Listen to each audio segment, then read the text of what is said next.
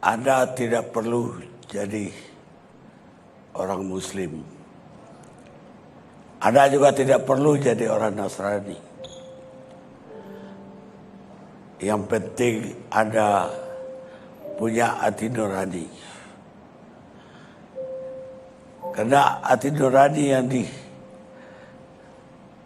diberi oleh Tuhan pencipta kita, itulah yang paling sensitif di tubuh kita.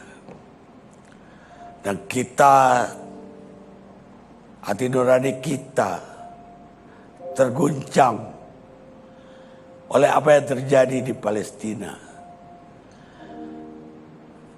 Tanpa melihat bahwa dia bangsa apa, dia agama apa, hati nuranilah yang berbicara. Dan hati nurani kita tidak hanya terguncang, tapi tercabik-cabik ketika melihat bayi-bayi, anak-anak dibombardir dan dimatikan. Padahal mereka belum tahu dan baru beberapa hari hidup di dunia ini.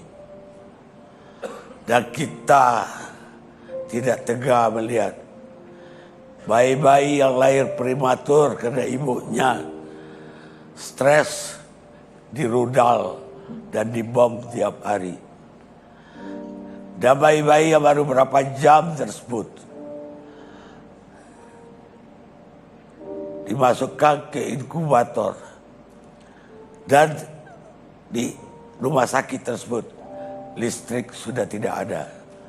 Berapa jam kemudian bayi-bayi itu kembali kepada penciptanya. Itulah yang membuat hati nurani kita tercabik-cabik. Dan itulah yang membuat saya bingung. Saya tidak bingung dengan hati nurani Benjamin Netanyahu. Saya tidak bingung dengan nurani prajurit-prajurit yang diperintahkan membasmi bangsa Palestina tersebut. Tapi saya bingung dengan pemimpin-pemimpin di negara-negara Eropa yang katanya sudah beradabnya paling tinggi, bisa membiarkan peristiwa itu atau gambar-gambar itu lewat di depan matanya. Bukankah peradaban mereka itu jauh lebih tinggi, sehingga binatang-binatang seperti singa pun harus dilindungi, buaya pun harus dilindungi, bahkan anjing pun tidak boleh disiksa di negara-negara barat tersebut. Tapi bagaimana bisa mereka melupakan bayi-bayi tersebut dirudal, ditembaki tiap hari. Dan saya tidak akan menangis kalau yang ditembak itu Hamas atau prajurit Israel sendiri. Tapi saya menangis melihat anak-anak tak berdosa tersebut.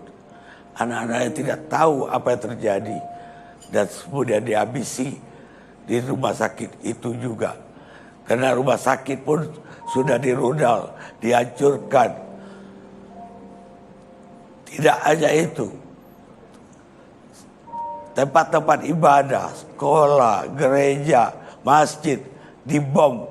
Karena itu saya katakan tadi, kita tidak perlu menjadi orang Palestina, tidak perlu jadi orang Arab atau kelahiran Arab. Kita sebagai manusia terketuk untuk itu. Karena kami terketuk malam ini, kami ajak seluruh bangsa untuk ikut terketuk, untuk ikut berbuat minimal apa yang kita bisa lakukan untuk mereka tersebut. Karena tangis itu tidak akan selesai. Kita hanya bisa berbuat untuk mereka. Dan saya juga heran, di abad modern ini masih ada genosida. Saya kira tahun 42, 45 itu akhir dari genosida. atau pemusnahan sebuah bangsa oleh bangsa lain. Tapi ternyata hari ini genocide terjadi di Palestina, dan saya harap kita semua ikut terketuk hati nuraninya.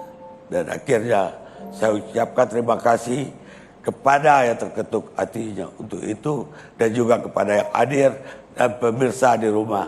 Kami buka dana kemanusiaan, 100% dana kemanusiaan ini akan kami salurkan ke PMI, karena PMI lah yang punya jalur internasional untuk menyampaikan apa yang kami berikan sampai ke Palestina.